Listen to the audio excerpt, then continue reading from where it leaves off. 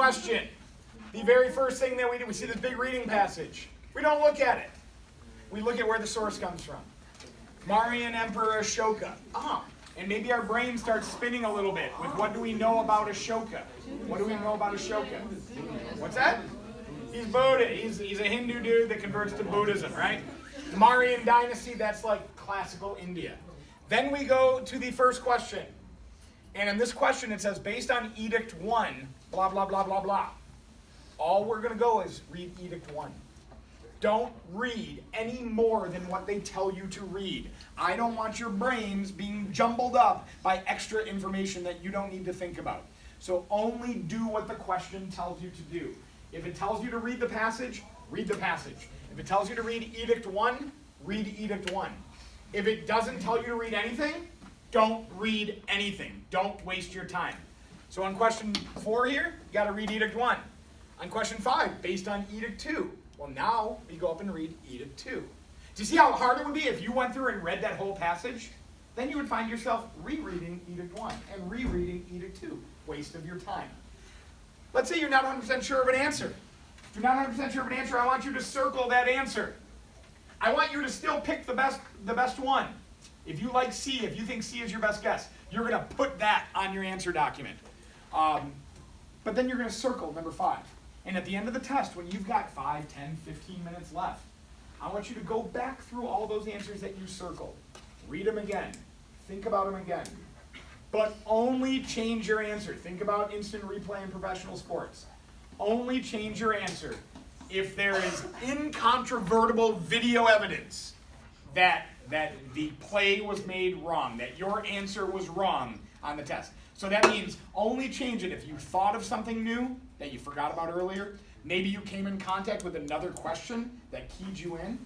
That's the only circumstance where you will change your answer. Cool on that? Cool. I also think it is a really good idea. Everybody up here, look at whatever I'm saying, laser beam. Focus on me. It is a really good idea when we are having our test and our answer document to kind of silently in our heads say, when I get B for number 4, I'm going to go to my answer document and say, number 4 is B. Say it in my head, I'm not saying it out loud, but I'm going to say B for, because what you don't want to have happen is like the nightmare of all high school AP or SAT takers, where you get to number 54 and you go to put your answer in there and you're only on 53 or it's on 55 and you're like, oh boy, you screwed up somewhere and now there's 10 minutes left on the clock and you don't know what to do and you're never going to get into college. And that's scary. So as you are filling in your bubbles, and guys, you will never know. You might walk out of the test not ever realizing that you messed up your numbers until you get a weird score. Like, I thought I did really well and I got a 2. What's up with that?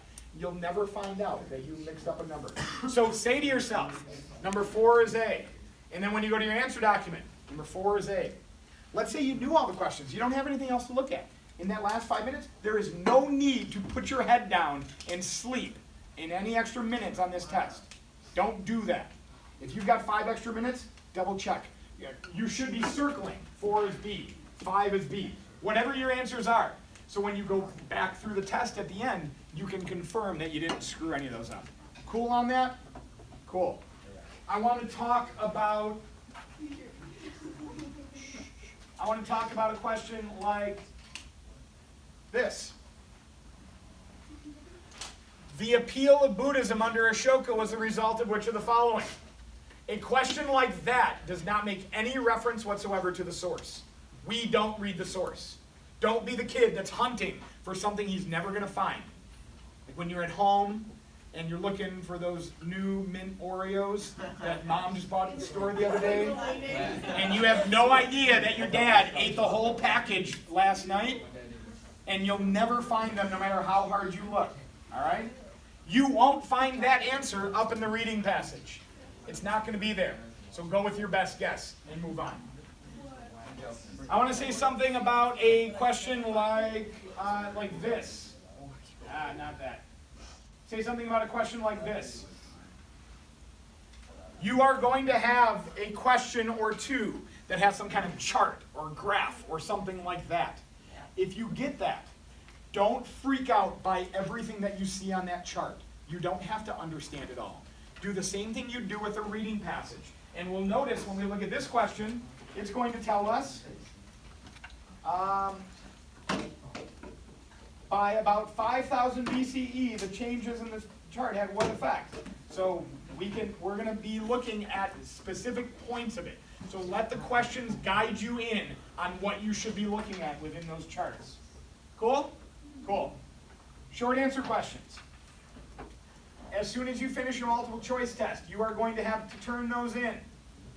They're collected. You don't get to go back to your multiple choice ever again. Then you do your short answer section. You're going to do 1, you're going to do 2, and then you're going to do 3 or 4.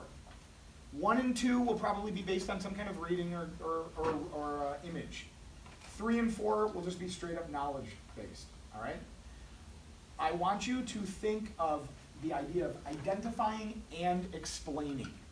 Explaining, if you were to identify a way that you are preparing for AP World Exam, you would say, I studied. If you had to identify and explain, you would say, I studied by doing this, and I did this, and I did this. Okay? An explanation goes deeper. If your answer for your short answer question is not getting to 2 to 3 sentences, it is not enough. Okay? It doesn't have to be 4 or 5. This is not, you're not writing essays here. You just have to give enough information. You only have to do one thing. Only have to do one thing. Identify and explain one way. All right? Just do that one thing. Don't give 2 just to be safe. Just do 1. You don't have time to write mini essays for all of these. Get to the point and move on. Separate your answers. On the practice test, I had a lot of students just writing like one long narrative. I want A, blah, blah, blah. B, blah, blah, blah. C, blah, blah, blah. Let's say you have no clue about C. Try. Come up with something. Make something up. BS your way through an answer. You might just get a point that you don't expect. I will tell you, as a reader of the short answer questions, when we start out our reading, and I'm going to be doing this in the beginning of June, I have to read 2,500 short answer questions in a week. That's what the readers do. It sucks. It's brutal. They give us a rubric. They tell us what are good answers, what kinds of things should count for points. But every day as we're reading hundreds of these things, you come across something that a kid writes that no one even thought about. And you're like, huh, that seems pretty good. I think I'm going to give them credit for that. Or I'll ask my question leader, is this good enough? And they'll say, yeah, I think that's going to be good. So you don't even know. The readers don't even know at the beginning like how much might very well be acceptable. So try everything. No need to not try. Cool? Cool. Your DBQ.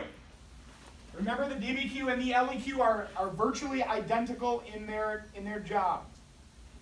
You are answering a question supported by historical evidence. The only difference is a DBQ, you are getting your historical evidence from documents. The LEQ, you're getting your historical evidence from your brain. That's the only difference, all right? They both start off with that contextualization piece. 2 to 3 sentences that hone you in on whatever the question is. It can live within the time period. It could be within the previous time period, or it could be even like a wider context. Let's say you have a question about, remember we looked at the Green Revolution one a couple weeks ago? Maybe you're using as your context a handful of other times, 2 or 3 other times in history, where new developments led to more food production, like the Neolithic Revolution or the Industrial Revolution. And now the Green Revolution is just continuing that tradition. That's totally cool. But 2 to 3 sentences. There should be some historical detail in your contextualization, but it must ultimately lead you to the question. Okay? The use of the documents. Use all 7 documents to support your thesis. We know that, right? You should try on both your DBQ and your LEQ to try to have 2 or 3 main arguments. You might get away on the DBQ or the LEQ with just having 1, but I want you to push for 2 or 3. If you get to 2 or 3, it makes it much easier to get those evidence points in your paper. All right? For the DBQ, you do have to have a little piece of your own knowledge. This only has to be, remember on the short answer question where you have to identify and explain something? Basically all you're doing. You are identifying and explaining something else that helps answer that question that is not found in the documents. Cool on that? Cool. For the LEQ, you're going to have to recognize that your question is looking for some kind of historical thinking skill. Continuity, change, cause, effect, compare, contrast, whatever. Similarities and differences, whatever. Whatever the question is looking for, you give it to them. If they're asking for how is something affected by something, then you're talking about changes. But to get that complexity point for your LEQ, try to acknowledge the continuity as well. So if you're spending most of your paper talking about changes, leave a little room at the end to acknowledge something that might remain the same. All right? For your DBQ, for the complexity point, poof, I hate it. And hardly anybody gets it. So I just instruct my students, do a good job with everything. Write a really good paper. But you certainly do not have to get all of the points on all of the sections of this exam to do well, to get a 5 even. You are allowed to miss a lot of points, all right?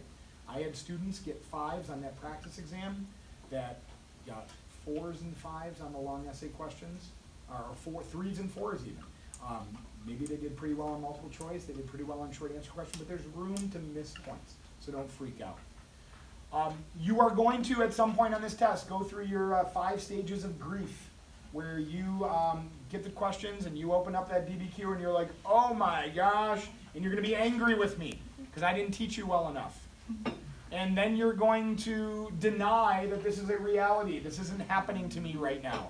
My parents are going to think I'm such a failure or whatever it is. This can't be real. And then you're going to try to bargain with some higher power that maybe you believe in. Please just give me something, give me some spark of memory that will help me through this essay, right? And then you're going to just be so sad. You're going to be really bummed out. What did you do? I shouldn't have spent so much time doing.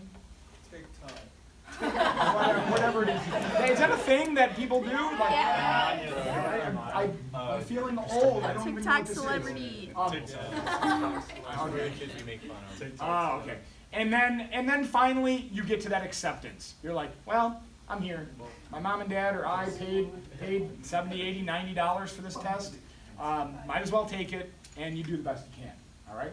I can't tell as a reader how many papers we get where we got hand turkeys, when kids tell us about what they thought of the last episode of Game of Thrones, where someone writes about a soccer game they played in recently, where someone talks about how excited they are for prom coming up.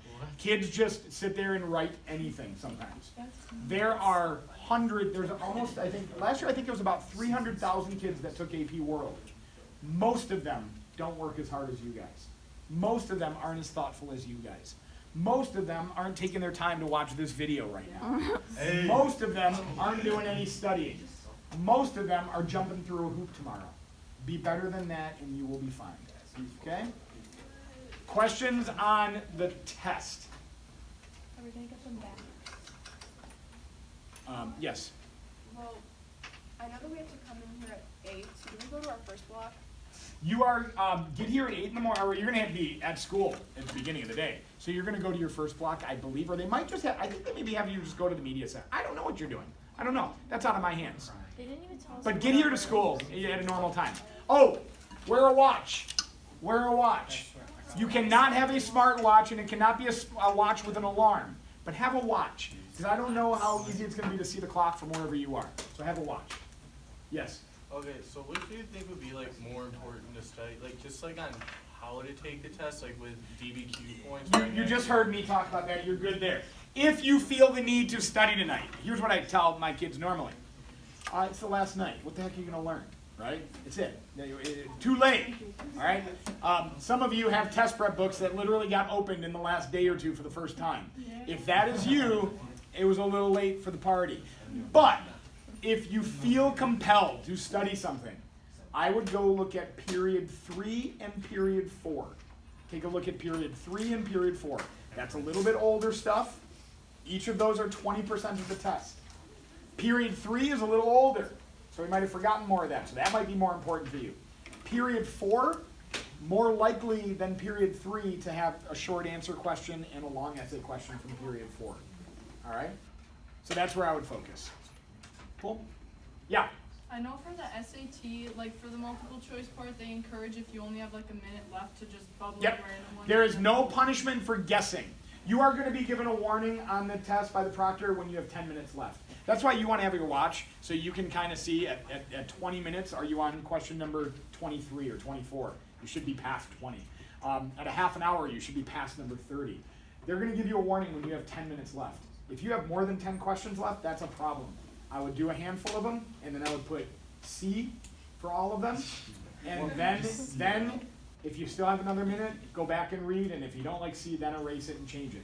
But when they tell you to drop your pencil, it's a hard stop. Do not do the thing where you put all your answers on the test booklet, and then you're going to transfer them at the end. Because if you ran out of time, you're done. Yeah? What are our breaks during the test?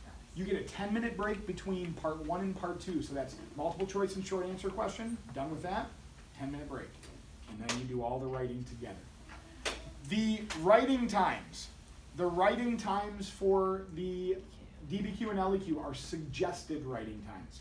They're going to tell you 15 minutes of reading, 45 minutes of DBQ, 40 minutes of LEQ. Those are suggested times. You should be planning your writing. Do that during your reading time, where you're reading through the documents, you're thinking about how your answer is going to be.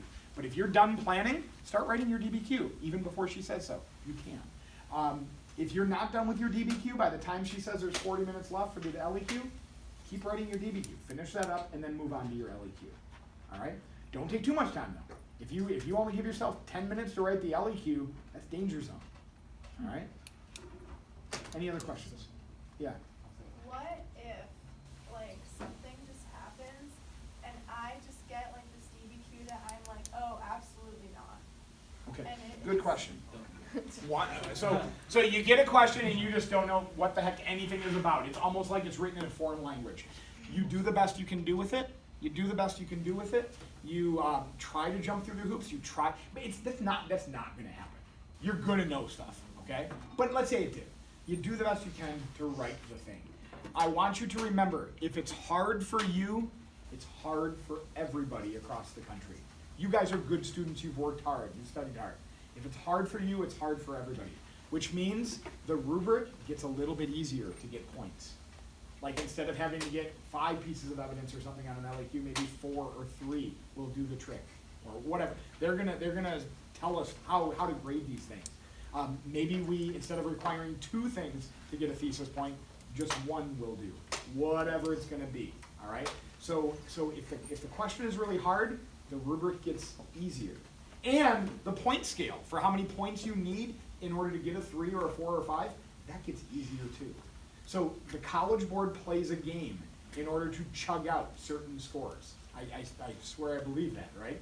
And so don't worry about it. If it's a hard question, sit back and go, oh my gosh, this is going to be really hard for everybody else.